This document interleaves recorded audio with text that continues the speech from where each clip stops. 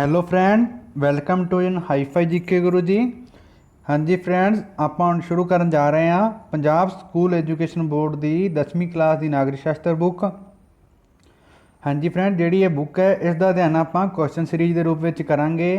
ਜਿਹੜੀ ਇਹ question series ਹੈ ਇਹ 10ਵੀਂ ਦੇ ਵਿਦਿਆਰਥੀਆਂ ਲਈ ਪਲੱਸ ਜਿਹੜੇ ਵਿਦਿਆਰਥੀ ਕੰਪੀਟੀਸ਼ਨ ਐਗਜ਼ਾਮ ਦੀ ਤਿਆਰੀ ਕਰ ਰਹੇ ਆ ਉਹਨਾਂ ਲਈ ਵੀ ਬਹੁਤ ਯੂਜ਼ਫੁਲ ਹੈ। ਤਾਂ ਅੱਜ ਆਪਾਂ ਇਸ ਦਾ ਪਹਿਲਾ ਲੈਸਨ ਸ਼ੁਰੂ ਕਰਾਂਗੇ ਜਿਹਦਾ ਨਾਮ ਹੈਗਾ ਭਾਰਤੀ ਸੰਵਿਧਾਨ ਦੀਆਂ ਵਿਸ਼ੇਸ਼ਤਾਵਾਂ। ਆਓ ਹੁਣ ਆਪਾਂ ਅੱਜ ਦੇ ਲੈਸਨ ਨੂੰ ਸ਼ੁਰੂ ਕਰਦੇ ਹਾਂ। ਪਹਿਲਾ ਕੁਐਸਚਨ ਹੈਗਾ, ਸੰਵਿਧਾਨ ਕੀ ਹੈ?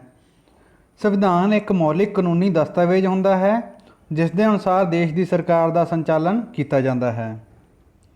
ਅੱਗੇ ਹੈ, ਦੇਸ਼ ਦੀ ਸਰਕਾਰ ਕਿਸ ਦੇ ਅਨੁਸਾਰ ਸ਼ਾਸਨ ਕਰਦੀ ਹੈ? ਇਹ ਕਰਦੀ ਹੈ ਜੀ ਸੰਵਿਧਾਨ ਦੇ ਅਨੁਸਾਰ। ਸੰਵਿਧਾਨ ਦਾ ਕੀ ਕੰਮ ਹੈ? ਸੰਵਿਧਾਨ ਦਾ ਕੰਮ ਸਰਕਾਰ ਦੇ ਅੰਗਾਂ ਦੇ ਆਪਸੀ ਅਤੇ ਨਾਗਰਿਕ ਨਾਲ ਸੰਬੰਧਾਂ ਨੂੰ ਨਿਰਧਾਰਿਤ ਕਰਦਾ ਹੈ ਅਤੇ ਸਰਕਾਰ ਦੁਆਰਾ ਸ਼ਕਤੀ ਦੀ ਦੁਰਵਰਤੋਂ ਕਰਨ 'ਤੇ ਰੋਕ ਵੀ ਲਗਾਉਂਦਾ ਹੈ। ਅੱਗੇ ਹੈ, ਭਾਰਤ ਦਾ ਸੰਵਿਧਾਨ ਕਦੋਂ ਬਣਨਾ ਆਰੰਭ ਹੋਇਆ? 9 ਦਸੰਬਰ 1946 ਈਸਵੀ ਨੂੰ। ਆਪਾਂ ਨੂੰ ਪਤਾ ਹੈ ਕਿ 9 ਦਸੰਬਰ 1946 ਨੂੰ ਸੰਵਿਧਾਨ ਸਭਾ ਦੀ ਪਹਿਲੀ ਬੈਠਕ ਹੋਈ ਸੀਗੀ ਅਤੇ ਜਿਸ ਦਾ ਅਧਿਅਕਸ਼ ਸਚਿਦਾਨੰਦ ਸਿਨਹਾ ਨੂੰ ਬਣਾਇਆ ਗਿਆ ਸੀ, ਪਰ ਜਿਹੜੇ ਉਹ ਅਧਿਅਕਸ਼ ਸੀਗੇ ਉਹ ਅਸਥਾਈ ਅਧਿਅਕਸ਼ ਬਣਾਏ ਗਏ ਸੀਗੇ।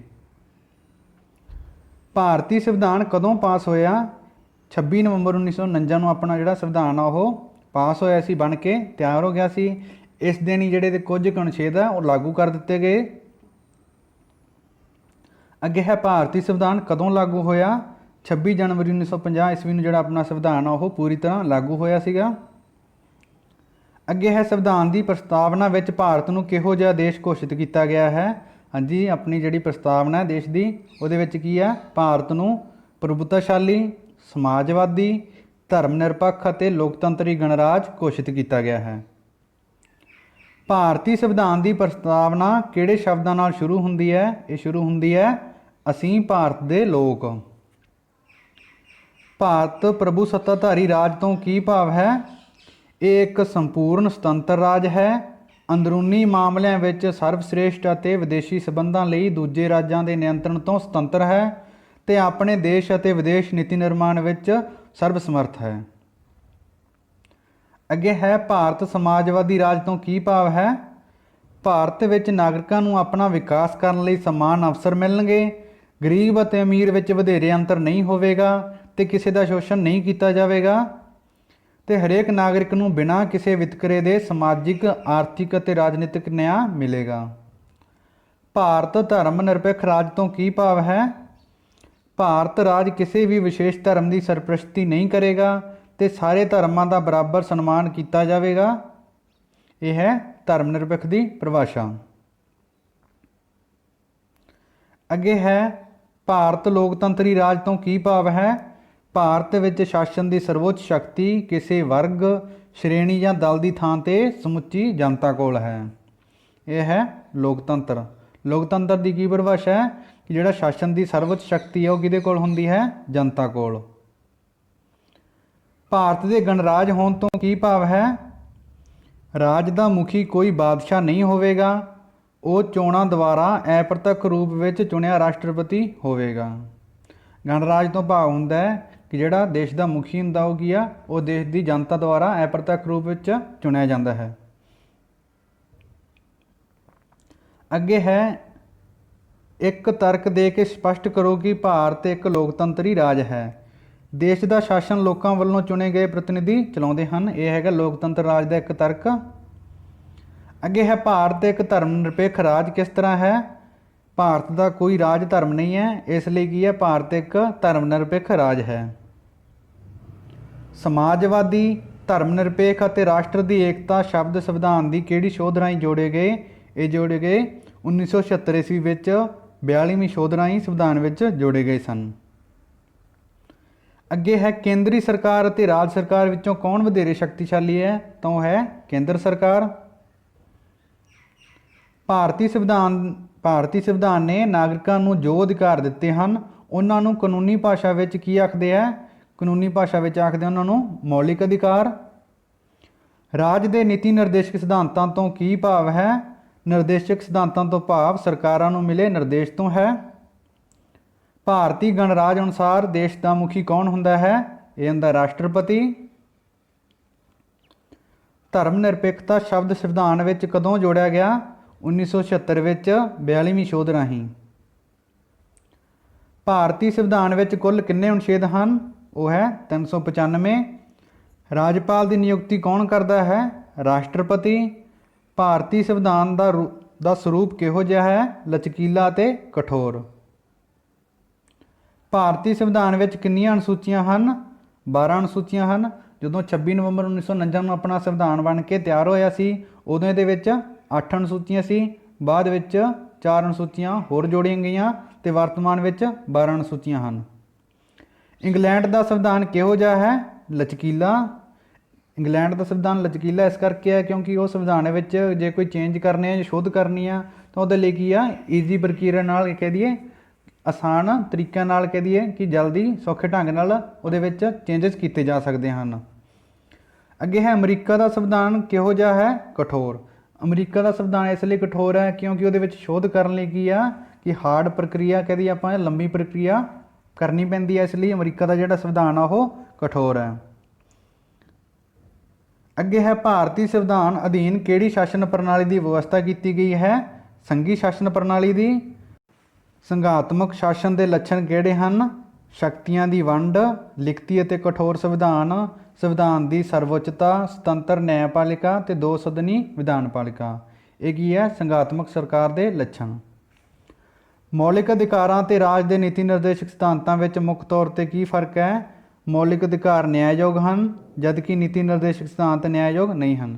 ਕਹਿਣ ਦਾ ਭਾਵ ਜਿਹੜੇ ਮੌਲਿਕ ਅਧਿਕਾਰ ਇਹਨਾਂ ਨੂੰ ਆਪਾਂ ਲਾਗੂ ਕਰਾਉਣ ਵਾਸਤੇ ਸੁਪਰੀਮ ਕੋਰਟ ਜਾ ਸਕਦੇ ਹਾਂ, ਜਿਹੜੇ ਨੀਤੀ ਨਿਰਦੇਸ਼ਕ ਸਿਧਾਂਤ ਹੈ ਇਹਨਾਂ ਨੂੰ ਆਪਾਂ ਲਾਗੂ ਕਰਾਉਣ ਲਈ ਸੁਪਰੀਮ ਕੋਰਟ ਵਿੱਚ ਇਹਨਾਂ ਨੂੰ ਲਾਗੂ ਨਹੀਂ ਕੀਤਾ ਜਾ ਸਕਦਾ। ਜਿਹੜੇ ਨੀਤੀ ਨਿਰਦੇਸ਼ਕ ਸਿਧਾਂਤ ਹੁੰਦੇ ਆ ਇਹ ਸਰਕਾਰਾਂ ਉੱਪਰ ਡਿਪੈਂਡ ਕਰਦੇ ਆ, ਉਹ ਚਾਹੁਣ ਤਾਂ ਲਾਗੂ ਕਰਨ, ਨਹੀਂ ਚਾਹੁਣ ਤਾਂ ਉਹ ਨਾ ਵੀ ਲਾਗੂ ਕਰਨ। ਠੀਕ ਹੈ, ਇਹਨਾਂ ਨੂੰ ਆਪਾਂ ਲਾਗੂ ਨਹੀਂ ਕਰਵਾ ਸਕਦੇ। ਅੱਗੇ ਹੈ ਭਾਰਤੀ ਸੰਵਿਧਾਨ ਵਿੱਚ ਮੌਲਿਕ ਕਰਤੱਵਾਂ ਦਾ ਵਰਣਨ ਕਿਉਂ ਕੀਤਾ ਗਿਆ ਹੈ? ਕਿਉਂਕਿ ਕਰਤੱਵਾਂ ਤੋਂ ਬਿਨਾਂ ਅਧਿਕਾਰ ਅਧੂਰੇ ਹੁੰਦੇ ਹਨ। ਭਾਰਤ ਨੇ ਕਿਸ ਕਿਸਮ ਦੀ ਨਾਗਰਿਕਤਾ ਨੂੰ ਅਪਣਾਇਆ ਹੈ? ਭਾਰਤ ਨੇ ਇਕਹਿਰੀ ਨਾਗਰਿਕਤਾ ਨੂੰ ਅਪਣਾਇਆ ਹੈ। ਆਪਣੇ ਕੋਲੇ ਕੀ ਜਿਹੜੀ ਨਾਗਰਿਕਤਾ ਹੈ? ਭਾਰਤੀय ਦੀ, ਇੰਡੀਅਨ ਦੀ ਨਾਗਰਿਕਤਾ ਹੈਗੀ ਆ। ਸੰਕਟਕਾਲੀਨ ਸਥਿਤੀ ਵਿੱਚ ਕਿਸ ਨੂੰ ਵਿਸ਼ੇਸ਼ ਅਧਿਕਾਰ ਦਿੱਤੇ ਗਏ ਹਨ? ਰਾਸ਼ਟਰਪਤੀ ਨੂੰ। ਸੰਯੁਕਤ ਰਾਜ ਅਮਰੀਕਾ ਵਿੱਚ ਕਿਹੜੀ ਨਾਗਰਿਕਤਾ ਨੂੰ ਅਪਣਾਇਆ ਗਿਆ ਹੈ? ਦੋਹਰੀ ਨਾਗਰਿਕਤਾ ਨੂੰ। ਦੋਹਰੀ ਨਾਗਰਿਕਤਾ ਕੀ ਹੁੰਦੀ ਹੈ ਕਿ ਉਸ ਦੇਸ਼ ਦੇ ਜਿਹੜੇ ਸਟੇਟ ਹੁੰਦੇ ਆ ਉਹਨਾਂ ਨੂੰ ਉਹਨਾਂ ਦੀ ਵੀ ਨਾਗਰਿਕਤਾ ਮਿਲੀ ਹੁੰਦੀ ਹੈ ਅਤੇ ਪਲੱਸ ਜਿਹੜੀ ਉਹਦੀ ਸੈਂਟਰ ਹੁੰਦੇ ਆ ਉਸ ਦੀ ਵੀ ਨਾਗਰਿਕਤਾ ਮਿਲੀ ਹੁੰਦੀ ਹੈ। ਭਾਰਤੀ ਸੰਵਿਧਾਨ ਵਿੱਚ ਕਿਹੜੀ ਨਿਆਂਪਾਲਿਕਾ ਦੀ ਵਿਵਸਥਾ ਕੀਤੀ ਗਈ ਹੈ? ਸੁਤੰਤਰ ਨਿਆਂਪਾਲਿਕਾ ਦੀ। ਨਿਆਇਕ ਪੁਨਰ ਨਿਰੀਖਣ ਦਾ ਅਧਿਕਾਰ ਕਿਸ ਨੂੰ ਦਿੱਤਾ ਗਿਆ ਹੈ? ਨਿਆਂਪਾਲਿਕਾ ਨੂੰ। ਭਾਰਤ ਦਾ ਸੰਵਿਧਾਨ ਬਣਤਰ ਅਤੇ ਭਾਵਨਾ ਵਿੱਚ ਕਿਹੋ ਜਿਹਾ ਹੈ? ਭਾਰਤ ਦਾ ਸੰਵਿਧਾਨ ਬਣਤਰ ਵਿੱਚ ਤਾਂ ਸੰਘੀ ਹੈ ਪਰ ਭਾਵਨਾ ਵਿੱਚ ਇਕਾਤਮਕ ਹੈ। ਅੱਗੇ ਹੈ ਸੁਤੰਤਰ ਨਿਆਂਪਾਲਿਕਾ ਕਿਹੜੀ ਹੁੰਦੀ ਹੈ? ਜਿਹੜੀ ਬਿਨਾਂ ਕਿਸੇ ਲਾਲਚ, ਡਰ, ਪ੍ਰਭਾਵ, ਦਬਾਅ ਜਾਂ ਪੱਖਪਾਤ ਤੋਂ ਕਾਨੂੰਨ ਅਨੁਸਾਰ ਫੈਸਲੇ ਕਰਦੀ ਹੈ। ਇਹ ਕਿਹੜੀ ਹੁੰਦੀ ਹੈ ਨਿਆਂਪਾਲਿਕਾ? ਸੁਤੰਤਰ ਨਿਆਂਪਾਲਿਕਾ ਕਿਹਾ ਜਾਂਦਾ ਹੈ। ਭਾਰਤੀ ਸੰਵਿਧਾਨ ਵਿੱਚ ਕਿਹੜੀ ਸ਼ਾਸਨ ਪ੍ਰਣਾਲੀ ਦੀ ਵਿਵਸਥਾ ਕੀਤੀ ਗਈ ਹੈ? ਸੰਸਦੀ ਸ਼ਾਸਨ ਪ੍ਰਣਾਲੀ ਦੀ।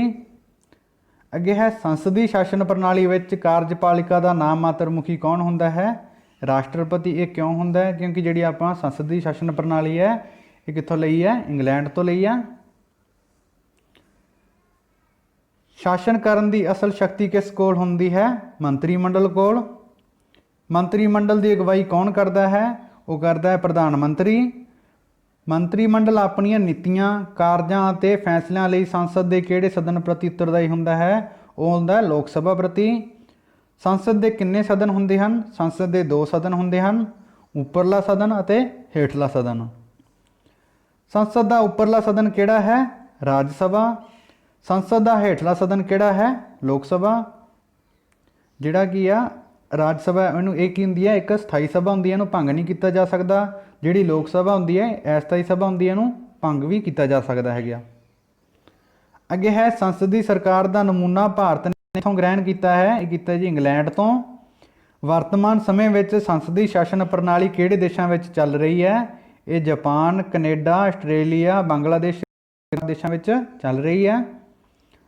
ਭਾਰਤੀ ਨਾਗਰਿਕਾਂ ਦੇ ਮੌਲਿਕ ਕਰਤੱਵ ਕਿੰਨੇ ਹਨ? 11 ਹਨ। ਪਹਿਲਾਂ ਗੱਲ ਕਰੀਏ ਆਪਾਂ 42ਵੀਂ ਸੰਵਿਧਾਨ ਸੋਧ 1976 ਵਿੱਚ ਕਿੰਨੇ ਸੀ? 10 ਸੀਗੇ। ਜਿਹੜਾ 11ਵਾਂ ਐਡ ਕੀਤਾ ਹੈ ਕਦੋਂ ਕੀਤਾ ਹੈ? 86ਵੀਂ ਸੰਵਿਧਾਨ ਸੋਧ 2002 ਵਿੱਚ ਹੋਈ ਸੀ। ਉਹਦੇ ਨਾਲ ਕੀ ਹੈ ਜਿਹੜਾ 11ਵਾਂ ਮੌਲਿਕ ਕਰਤੱਵ ਐਡ ਕੀਤਾ ਹੈ, ਇਹ ਸੀਗਾ 6 ਸਾਲ ਤੋਂ ਲੈ ਕੇ 14 ਸਾਲ ਦੇ ਬੱਚਿਆਂ ਦੀ ਸਿੱਖਿਆ ਨਾਲ ਸੰਬੰਧਿਤ ਸੀਗਾ। ਅੱਗੇ ਹੈ ਭਾਰਤੀ ਨਾਗਰਿਕਾਂ ਦੇ 11 ਮੌਲਿਕ ਕਰਤੱਵ ਭਾਰਤੀ ਸੰਵਿਧਾਨ ਦੇ ਕਿਹੜੇ ਅਨੁਛੇਦ ਵਿੱਚ ਅੰਕਿਤ ਕੀਤੇ ਗਏ ਹਨ? ਇਹ ਕੀਤੇ ਗਏ 51A ਵਿੱਚ। ਸ਼ੋਸ਼ਣ ਦੇ ਵਿਰੁੱਧ ਅਧਿਕਾਰ ਕਿਸ ਦੀ ਰੱਖਿਆ ਕਰਦਾ ਹੈ? ਇਹ ਕਰਦਾ ਗਰੀਬ ਲੋਕਾਂ, ਔਰਤਾਂ ਤੇ ਬੱਚਿਆਂ ਆਦਿ ਦੀ। 1975 ਵਿੱਚ ਰਾਸ਼ਟਰੀ ਸੰਕਟਕਾਲੀਨ ਘੋਸ਼ਣਾ ਦੇ ਸਮੇਂ ਕਿਹੜੇ ਅਧਿਕਾਰ ਨੂੰ ਨਿਲੰਬਿਤ ਕਰ ਦਿੱਤਾ ਗਿਆ? ਸੰਵਿਧਾਨਿਕ ਉਪਚਾਰਾਂ ਦੇ ਅਧਿਕਾਰ ਨੂੰ। ਭਾਰਤੀ ਸੰਵਿਧਾਨ ਦੀਆਂ ਮੁੱਖ ਵਿਸ਼ੇਸ਼ਤਾਵਾਂ ਕਿਹੜੀਆਂ ਹਨ? ਇਹਦੀਆਂ ਵਿਸ਼ੇਸ਼ਤਾਵਾਂ ਹਨ ਕਿ ਲੰਬਾ ਅਤੇ ਵਿਸਤ੍ਰਿਤ ਸੰਵਿਧਾਨ ਹੈ, ਲਚਕੀਲਾ ਅਤੇ ਕਠੋਰ ਸੰਵਿਧਾਨ ਹੈ, ਸੰਘਾਤਮਕ ਸਰਕਾਰ ਹੈ, ਲੋਕਤੰਤਰ ਤੇ ਨਿਰਪੱਖ ਨਿਆਂਪਾਲਿਕਾ ਹੈ, ਸੰਸਦੀ ਸਰਕਾਰ ਹੈ, ਬਾਲਗ ਮਤ ਅਧਿਕਾਰ ਅਤੇ ਪ੍ਰਭੂਸੱਤਾ ਜਨਤਾ ਕੋਲ ਹੈ, ਮੌਲਿਕ ਅਧਿਕਾਰ ਅਤੇ ਰਾਜ ਦੀ ਨੀਤੀ ਦੇ ਨਿਰਦੇਸ਼ਕ ਸਿਧਾਂਤ, ਮੌਲਿਕ ਕਰਤੱਵ ਹਨ, ਰਾਸ਼ਟਰਪਤੀ ਦੀਆਂ ਸੰਕਟਕਾਲੀਨ ਸ਼ਕਤੀਆਂ। ਇਹ ਕੀ ਹੈ? ਸੰਵਿਧਾਨ ਦੀਆਂ ਵਿਚਿੱਤਰ ਵਿਸ਼ੇਸ਼ਤਾਵਾਂ ਹਨ। ਰਾਜਨੀਤੀ ਦੇ ਨਿਰਦੇਸ਼ਕ ਸਿਧਾਂਤਾਂ ਦਾ ਕੀ ਮਹੱਤਵ ਹੈ? ਰਾਜਨੀਤੀ ਦੇ ਨਿਰਦੇਸ਼ਕ ਸਿਧਾਂਤ ਸਮਾਜਿਕ ਅਤੇ ਆਰਥਿਕ ਲੋਕਤੰਤਰ ਦੀ ਸਥਾਪਨਾ ਕਰਦੇ ਹਨ। ਭਾਰਤੀ ਸੰਵਿਧਾਨ ਵਿੱਚ ਕਿੰਨੇ ਮੌਲਿਕ ਅਧਿਕਾਰ ਦਿੱਤੇ ਗਏ ਹਨ? 6। ਜਦੋਂ ਆਪਣਾ ਸੰਵਿਧਾਨ ਬਣ ਕੇ ਤਿਆਰ ਹੋਇਆ ਸੀ 26 ਨਵੰਬਰ 1949 ਨੂੰ, ਉਦੋਂ ਆਪਣੇ ਸੰਵਿਧਾਨ ਵਿੱਚ 7 ਮੌਲਿਕ ਅਧਿਕਾਰ ਸਨ। ਇਹਨਾਂ ਵਿੱਚੋਂ ਕੀ ਹੈ? ਇੱਕ ਮੌਲਿਕ ਅਧਿਕਾਰ ਕੱਢ ਦਿੱਤਾ, ਜਿਹੜਾ ਕਿਹੜਾ ਕੱਢਿਆ ਹੋਇਆ? 31ਵੇਂ ਆਰਟੀਕਲ ਵਿੱਚ ਸੀਗਾ, 31ਵੇਂ ਅਨੁਛੇਦ ਵਿੱਚ ਸੀਗਾ, ਸੰਪत्ति ਦਾ ਅਧਿਕਾਰ ਸੀ ਜਿਹੜਾ। ਪਹਿਲਾਂ ਉਹ ਕੀ ਸੀ? ਮੌਲਿਕ ਅਧਿਕਾਰ ਸੀ। ਹੁਣ ਕੀ ਆ? ਉਹਨੂੰ ਕਾਨੂੰਨੀ ਅਧਿਕਾਰ ਬਣਾ ਦਿੱਤਾ ਗਿਆ। ਹੁਣ ਉਹ ਕਿੱਥੇ ਹੈ? ਆਰਟੀਕਲ 300A ਵਿੱਚ ਦਰਜ ਹੈਗਾ। ਆਰਟੀਕਲ 300A ਵਿੱਚ ਉਹਨੂੰ ਕੀ ਆ? ਦਰਜ ਕਰਤਾ। ਪਹਿਲਾਂ ਕਿੱਥੇ ਸੀਗਾ? ਅਨੁਛੇਦ 31 ਵਿੱਚੋਂ ਕੱਢ ਕੇ 300A ਅਨੁਛੇਦ ਵਿੱਚ ਦਰਜ ਹੈ। ਅੱਗੇ ਹੈ ਭਾਰਤ ਵਿੱਚ ਕਿੰਨੇ ਸਾਲ ਤੱਕ ਦੀ ਉਮਰ ਦੇ ਬੱਚਿਆਂ ਲਈ ਮੁਫਤ ਲਾਜ਼ਮੀ ਸਿੱਖਿਆ ਦੀ ਵਿਵਸਥਾ ਕੀਤੀ ਗਈ ਹੈ? 14 ਸਾਲ ਤੱਕ ਦੇ। ਭਾਰਤੀ ਸੰਵਿਧਾਨ ਦੇ ਨੀਤੀ ਨਿਰਦੇਸ਼ਕ ਤੱਤ ਕਿਹੜੇ ਦੇਸ਼ ਦੇ ਸੰਵਿਧਾਨ ਤੋਂ ਪ੍ਰੇਰਿਤ ਹਨ? ਆਇਰਲੈਂਡ ਤੋਂ। ਜਿਹੜੇ ਆਪਣੇ ਦੇਸ਼ ਦੇ ਨੀਤੀ ਨਿਰਦੇਸ਼ਕ ਤੱਤ ਕਿੱਥੋਂ ਲਏ ਆਪਾਂ? ਆਇਰਲੈਂਡ ਤੋਂ। ਸੰਸਾਰ ਵਿੱਚ ਸਭ ਤੋਂ ਵੱਡਾ ਅਤੇ ਵਿਸਤ੍ਰਿਤ ਸੰਵਿਧਾਨ ਕਿਹੜੇ ਦੇਸ਼ ਦਾ ਹੈ? ਉਹ ਹੈ ਭਾਰਤ ਦਾ। ਭਾਰਤੀ ਸੰਵਿਧਾਨ ਦੇ ਮੁੱਢਲੇ ਉਦੇਸ਼ ਕਿਸ ਵਿੱਚ ਨਿਰਧਾਰਿਤ ਕੀਤੇ ਗਏ ਹਨ? ਇਹ ਕੀਤੇ ਗਏ ਪ੍ਰਸਤਾਵਨਾ ਵਿੱਚ। ਸੰਵਿਧਾਨ ਦੇ ਕਿਹੜੇ ਅਨੁਛੇਦ ਦੇ ਅਨੁਸਾਰ ਭਾਰਤੀ ਨਾਗਰਿਕਾਂ ਨੂੰ ਕਈ ਤਰ੍ਹਾਂ ਦੀਆਂ ਸੁਤੰਤਰਤਾਵਾਂ ਪ੍ਰਾਪਤ ਹਨ? 19ਵੇਂ ਅਨੁਛੇਦ। ਮੌਲਿਕ ਅਧਿਕਾਰਾਂ ਉੱਪਰ ਕਿਹੜੀ ਸ਼ਕਤੀ ਕੰਮ ਕਰਦੀ ਹੈ? ਕਾਨੂੰਨੀ ਸ਼ਕਤੀ। ਨੀਤੀ ਨਿਰਦੇਸ਼ਕ ਸਿਧਾਂਤਾਂ ਦਾ ਮੂਲ ਆਧਾਰ ਕੀ ਹੈ? ਨੈਤਿਕ ਸ਼ਕਤੀ। ਭਾਰਤੀ ਨਾਗਰਿਕਾਂ ਨੂੰ ਕਿਹੜਾ ਮੌਲਿਕ ਅਧਿਕਾਰ ਪ੍ਰਾਪਤ ਨਹੀਂ ਹੈ? ਸੰਪत्ति ਦਾ ਅਧਿਕਾਰ। ਪਹਿਲਾਂ ਕੀ ਸੀ? ਇਹ ਮੌਲਿਕ ਅਧਿਕਾਰ ਹੁੰਦਾ ਸੀ। ਹੁਣ ਇਹਨੂੰ ਕੀ ਬਣਾ ਦਿੱਤਾ ਗਿਆ? ਕਾਨੂੰਨੀ ਅਧਿਕਾਰ। ਇਹਨੂੰ ਅਨੁਛੇਦ 300K ਵਿੱਚ ਦਰਜ ਕੀਤਾ ਗਿਆ ਹੈ, 300A ਵਿੱਚ। ਸਮਾਨਤਾ ਦੇ ਅਧਿਕਾਰ ਵਿੱਚ ਵਰਣਨ ਕਿਸੇ ਇੱਕ ਗੱਲ ਦਾ ਉਲੇਖ ਕਰੋ। ਜਾਤ, ਲਿੰਗ, ਜਨਮ ਸਥਾਨ, ਵਰਗ ਆਦਿ ਦੇ ਆਧਾਰ ਉੱਤੇ ਰਾਜ ਨਾਗਰਿਕਾਂ ਨਾਲ ਕੋਈ ਵਿਤਕਰਾ ਨਹੀਂ ਕਰੇਗਾ। ਵਿਤਕਰਾ ਭਾਵ ਭੇਦਭਾਵ ਨਹੀਂ ਕਰਦਾ। ਮੌਲਿਕ ਅਧਿਕਾਰਾਂ ਅਤੇ ਰਾਜ ਦੇ ਨੀਤੀ ਨਿਰਦੇਸ਼ਕ ਸਿਧਾਂਤਾਂ ਵਿੱਚ ਮੁੱਖ ਤੌਰ 'ਤੇ ਕੀ ਫਰਕ ਹੈ? ਮੌਲਿਕ ਅਧਿਕਾਰ ਨਿਆਂਯੋਗ ਹਨ, ਜਦਕਿ ਨੀਤੀ ਨਿਰਦੇਸ਼ਕ ਸਿਧਾਂਤ ਨਿਆਂਯੋਗ ਨਹੀਂ ਹਨ। ਭਾਰਤੀ ਸੰਵਿਧਾਨ ਵਿੱਚ ਮੌਲਿਕ ਕਰਤੱਵਾਂ ਦਾ ਵਰਣਨ ਕਿਉਂ ਕੀਤਾ ਗਿਆ ਹੈ? ਕਰਤੱਵਾਂ ਤੋਂ ਬਿਨਾਂ ਅਧਿਕਾਰ ਅਧੂਰੇ ਹੁੰਦੇ ਹਨ, ਇਸ ਲਈ ਕੀਤਾ ਗਿਆ ਹੈ। ਰਾਜ ਦੀ ਨੀਤੀ ਦੇ ਨਿਰਦੇਸ਼ਕ ਸਿਧਾਂਤ ਕਿਸ ਦੀ ਸਥਾਪਨਾ ਨਹੀਂ ਕਰਦੇ? ਰਾਜਨੀਤਿਕ ਲੋਕਤੰਤਰ ਦੀ ਸਥਾਪਨਾ ਨਹੀਂ ਕਰਦੇ। ਭਾਰਤੀ ਸੰਵਿਧਾਨ ਵਿੱਚ ਮੌਲਿਕ ਕਰਤੱਵ ਕਿਹੜੇ ਭਾਗ ਵਿੱਚ ਦਰਜ ਹਨ? ਚੌਥੇ A ਭਾਗ ਵਿੱਚ। ਭਾਰਤੀ ਸੰਵਿਧਾਨ ਦੇ ਕਿਹੜੇ ਭਾਗ ਵਿੱਚ ਮੌਲਿਕ ਅਧਿਕਾਰ ਦਿੱਤੇ ਗਏ ਹਨ? ਤੀਜੇ ਭਾਗ ਵਿੱਚ। ਭਾਰਤੀ ਸੰਵਿਧਾਨ ਵਿੱਚ ਮੌਲਿਕ ਅਧਿਕਾਰ ਕਿਹੜੇ ਅਨੁਛੇਦ ਵਿੱਚ ਦਰਜ ਹਨ? 12 ਤੋਂ ਲੈ ਕੇ 35 ਤੱਕ। ਸਮਾਨਤਾ ਦਾ ਅਧਿਕਾਰ ਕਿਹੜੇ ਅਨੁਛੇਦ ਵਿੱਚ ਦਰਜ ਹੈ? 14 ਤੋਂ 18 ਅਨੁਛੇਦ ਤੱਕ। ਅਨੁਛੇਦ 14 ਵਿੱਚ ਕੀ ਸਮਾਨਤਾ ਦਿੱਤੀ ਗਈ ਹੈ? ਕਾਨੂੰਨ ਦੇ ਸਾਹਮਣੇ ਸਮਾਨਤਾ। ਅਨੁਛੇਦ 15 ਵਿੱਚ ਕੀ ਸਮਾਨਤਾ ਦਿੱਤੀ ਗਈ ਹੈ? ਵਿਤਕਰੇ ਦੀ ਮਨਾਹੀ। ਅਨੁਛੇਦ 16 ਵਿੱਚ ਕੀ ਸਮਾਨਤਾ ਦਿੱਤੀ ਗਈ ਹੈ? ਅਵਸਰ ਦੀ ਸਮਾਨਤਾ। ਅਨੁਛੇਦ 17 ਵਿੱਚ ਕੀ ਸਮਾਨਤਾ ਦਿੱਤੀ ਗਈ ਹੈ? ਛੂਤਛਾਤ ਦੀ ਮਨਾਹੀ। ਅਨੁਛੇਦ 18 ਵਿੱਚ ਕੀ ਸਮਾਨਤਾ ਦਿੱਤੀ ਗਈ ਹੈ? ਉਪਾਧੀਆਂ ਜਾਂ ਖਿਤਾਬ ਦੀ ਸਮਾਪਤੀ। ਸੁਤੰਤਰਤਾ ਦਾ ਅਧਿਕਾਰ ਕਿਹੜੇ ਅਨੁਛੇਦ ਵਿੱਚ ਦਰਜ ਹੈ? 19 ਤੋਂ 22। ਅਨੁਛੇਦ 19 ਵਿੱਚ ਕਿਹੜੀਆਂ ਸੁਤੰਤਰਤਾਵਾਂ ਦਿੱਤੀਆਂ ਗਈਆਂ ਹਨ? 19 ਦੇ ਪਹਿਲੇ ਵਿੱਚ 19ਵੇਂ ਅਨੁਛੇਦ ਦੇ ਪਹਿਲੇ ਵਿੱਚ ਹੈ ਭਾਸ਼ਣ ਦੇਣ ਅਤੇ ਵਿਚਾਰ ਪ੍ਰਗਟਾਉਣ ਦੀ ਸੁਤੰਤਰਤਾ। 19ਵੇਂ ਦਾ ਦੂਜਾ ਹੈ ਹਥਿਆਰਾਂ ਤੋਂ ਬਿਨਾਂ ਸ਼ਾਂਤਮਈ ਰੂਪ ਵਿੱਚ ਇਕੱਤਰ ਹੋਣ ਦੀ ਸੁਤੰਤਰਤਾ। 19ਵੇਂ ਦਾ ਤੀਜਾ ਹੈਗਾ ਸਮੂਹ ਜਾਂ ਸੰਘ ਸਥਾਪਿਤ ਕਰਨ ਦੀ ਸੁਤੰਤਰਤਾ। 19ਵੇਂ ਦਾ ਚੌਥਾ ਹੈਗਾ ਸਮੁੱਚੇ ਭਾਰਤ ਵਿੱਚ ਫਿਰਨ ਤੁਰਨ ਦੀ ਸੁਤੰਤਰਤਾ। 19ਵੇਂ ਦਾ ਪੰਜਵਾਂ ਹੈਗਾ ਦੇਸ਼ ਦੇ ਕਿਸੇ ਭਾਗ ਵਿੱਚ ਰਹਿਣ ਦੀ ਅਤੇ ਨਿਵਾਸ ਸਥਾਨ ਬਣਾਉਣ ਦੀ ਸੁਤੰਤਰਤਾ। 19ਵੇਂ ਦਾ ਛੇਵਾਂ ਹੈਗਾ ਕੋਈ ਵੀ ਕਾਰੋਬਾਰ ਕਰਨ ਦੀ ਸੁਤੰਤਰਤਾ। ਅੱਗੇ ਹੈ ਅਨੁਛੇਦ 80। ਅਨੁਛੇਦ 20 ਵਿੱਚ ਕਿਹੜੀ ਸੁਤੰਤਰਤਾ ਦਿੱਤੀ ਗਈ ਹੈ? ਅਪਰਾਧ ਲਈ ਸਜ਼ਾ ਦੇ ਵਿਰੁੱਧ ਸੁਰੱਖਿਆ ਦੀ। ਅੱਗੇ ਹੈ ਅਨੁਛੇਦ 21 ਵਿੱਚ ਕਿਹੜੀ ਸੁਤੰਤਰਤਾ ਦਿੱਤੀ ਗਈ ਹੈ? ਜੀਵਨ ਅਤੇ ਵਿਅਕਤੀਗਤ ਆਜ਼ਾਦੀ ਦੀ ਰੱਖਿਆ ਦੀ। ਅਨੁਛੇਦ 21A ਵਿੱਚ ਕਿਹੜੀ ਸੁਤੰਤਰਤਾ ਦਿੱਤੀ ਗਈ ਹੈ? 6 ਤੋਂ 14 ਸਾਲ ਤੱਕ ਦੇ ਬੱਚਿਆਂ ਦੀ ਸਿੱਖਿਆ ਦੇ ਅਧਿਕਾਰ ਦੀ। ਅਨੁਛੇਦ 22 ਵਿੱਚ ਕਿਹੜੀ ਸੁਤੰਤਰਤਾ ਦਿੱਤੀ ਗਈ ਹੈ? ਕੁਝ ਮਾਮਲਿਆਂ ਵਿੱਚ ਗ੍ਰਿਫਤਾਰੀ ਤੋਂ ਬਚਾਅ ਦੀ। ਸ਼ੋਸ਼ਣ ਦੇ ਵਿਰੁੱਧ ਅਧਿਕਾਰ ਕਿਹੜੇ ਅਨੁਛੇਦਾਂ ਵਿੱਚ ਦਰਜ ਹਨ? ਅਨੁਛੇਦ 23 ਅਤੇ ਅਨੁਛੇਦ 24 ਵਿੱਚ। ਅਨੁਛੇਦ 23 ਵਿੱਚ ਕਿਹੜੀ ਸੁਤੰਤਰਤਾ ਦਿੱਤੀ ਗਈ ਹੈ? ਜਬਰੀ ਮਜ਼ਦੂਰੀ ਦੀ ਮਨਾਹੀ ਦੀ। ਅਨੁਛੇਦ 24 ਵਿੱਚ ਕਿਹੜੀ ਸੁਤੰਤਰਤਾ ਦਿੱਤੀ ਗਈ ਹੈ? ਕਾਰਖਾਨਿਆਂ ਵਿੱਚ ਬੱਚਿਆਂ ਦੇ ਰੋਜ਼ਗਾਰ ਤੇ ਰੋਕ 'ਤੇ। ਧਾਰਮਿਕ ਸੁਤੰਤਰਤਾ ਦੇ ਅਧਿਕਾਰ ਕਿਹੜੇ ਅਨੁਛੇਦ ਵਿੱਚ ਦਰਜ ਹਨ? ਅਨੁਛੇਦ 25 ਤੋਂ ਅਨੁਛੇਦ 28 ਤੱਕ। ਵਿਦਿਅਕ ਅਤੇ ਸੱਭਿਆਚਾਰਕ ਅਧਿਕਾਰ ਕਿਹੜੇ ਅਨੁਛੇਦ ਵਿੱਚ ਦਰਜ ਹਨ? ਅਨੁਛੇਦ 29 ਤੇ ਅਨੁਛੇਦ 30 ਵਿੱਚ। ਸੰਵਿਧਾਨਿਕ ਉਪਚਾਰਾਂ ਦਾ ਅਧਿਕਾਰ ਕਿਹੜੇ ਅਨੁਛੇਦ ਵਿੱਚ ਦਰਜ ਹੈ? ਅਨੁਛੇਦ 32 ਵਿੱਚ। ਰਾਜ ਦੀ ਨੀਤੀ ਦੇ ਨਿਰਦੇਸ਼ਕ ਸਿਧਾਂਤ ਕਿਹੜੇ ਅਨੁਛੇਦ ਵਿੱਚ ਦਰਜ ਹਨ? ਅਨੁਛੇਦ 36 ਤੋਂ ਲੈ ਕੇ ਅਨੁਛੇਦ 51 ਤੱਕ। ਰਾਜ ਦੀ ਨੀਤੀ ਦੇ ਨਿਰਦੇਸ਼ਕ ਸਿਧਾਂਤ ਕਿਹੜੀਆਂ ਧਾਰਾਵਾਂ ਤੋਂ ਪ੍ਰਭਾਵਿਤ ਸਨ? ਸਮਾਜਵਾਦੀ ਸਿਧਾਂਤ ਤੋਂ, ਗਾਂਧੀਵਾਦੀ ਸਿਧਾਂਤ ਤੋਂ, ਉਦਾਰਵਾਦੀ ਅਤੇ ਆਮ ਸਿਧਾਂਤ ਤੋਂ। ਹਾਂਜੀ, ਇਸ ਦੇ ਨਾਲ ਹੀ ਜਿਹੜੀ ਆਪਣੀ ਅੱਜ ਦੀ ਇਹ ਕੁਐਸਚਨ ਸੀਰੀਜ਼ ਸਮਾਪਤ ਹੁੰਦੀ ਹੈ। ਆਈ ਹੋਪ ਕਿ ਤੁਹਾਨੂੰ ਇਹ ਪਸੰਦ ਆਈ ਹੋਊਗੀ। ਜੇ ਪਸੰਦ ਆਈ ਤਾਂ ਇਸ ਨੂੰ ਲਾਈਕ ਕਰੋ, ਆਪਣੇ ਦੋਸਤਾਂ ਨਾਲ ਸ਼ੇਅਰ ਕਰੋ ਅਤੇ ਇਸ ਤਰ੍ਹਾਂ ਦੀਆਂ ਹੋਰ ਵੀਡੀਓ ਦੇਖਣ ਲਈ ਸਾਡੇ ਚੈਨਲ ਨੂੰ ਸਬਸਕ੍ਰਾਈਬ ਕਰੋ। ਮਿਲਦੇ ਹਾਂ ਨੈਕਸਟ ਵੀਡੀਓ। ਧੰਨਵਾਦ ਜੀ।